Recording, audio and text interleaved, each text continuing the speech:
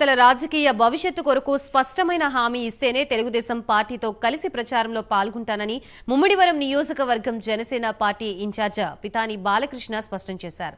తనకి అధిష్టానం టికెట్ కేటాయిస్తుందని భావించానని తెలిపారు. పొత్తుల్లో భాగంగా తనకి సీటు ఇవ్వలేకపోయారని అన్నారు. తనని నమ్ముకున్న కార్యకర్తలకి అధిష్టానం నుండి స్పష్టమైన హామీ రావాలని, అంతవరకు ప్రచారంలో పాల్గొనకుండా వేచి చూస్తానని పితాని బాలకృష్ణ పేర్కొన్నారు.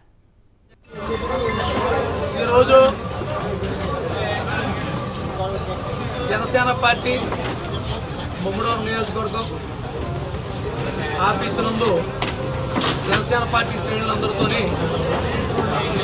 మరి మీటింగ్ పెట్టుకోవడం జరిగింది. జనసేన పార్టీ శ్రేణులందరూ కూడా మరి వారి యొక్క మనోగతాల్ని ఎవరికి వారే చెప్పడం జరిగింది. మరి ఏంటంటే ఇప్పుడు మొట్టమొదట మరి అభ్యర్థిగా 2019లో ఇచ్చి మరి గౌరవించిన పవన్ కళ్యాణ్ గారికి మరి ఇప్పటికీ రుణపడి ఉంటాను నేను. మరి అలాంటిది మొట్టమొదటి లిస్టులో వస్తుందని ఆశించాం, రాలేదు.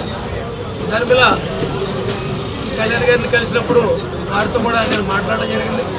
వారు కూడా సానుకూలంగా స్పందించారు, చాలా సంతోషించాను.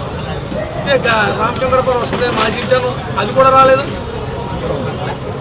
ఇలా పొత్తు తరఫున పాటించడం ఖచ్చితంగా అధ్యక్షులు వారు పవన్ కళ్యాణ్ గారు ఏదైతే చెప్పారో దానికి ఎంతమాత్రం కూడా మరి కూర్చో తప్పకుండా చేయడానికి నేనైతే పూర్తిగా ఖచ్చితంగా నేను కట్టుబడి ఉన్నాను. అలాగే ఆ కేడర్ కూడా మరి వాళ్ళు కూడా నేను మరి అనుబంధం 6 సంవత్సరాల నుంచి అనుబంధం 10 ఏళ్ళ నుంచి ఈ నియోజకవర్గంలో అనుబంధం ఉంది కనుక వాళ్ళందరూ కూడా సానుకూలంగా స్పందించడం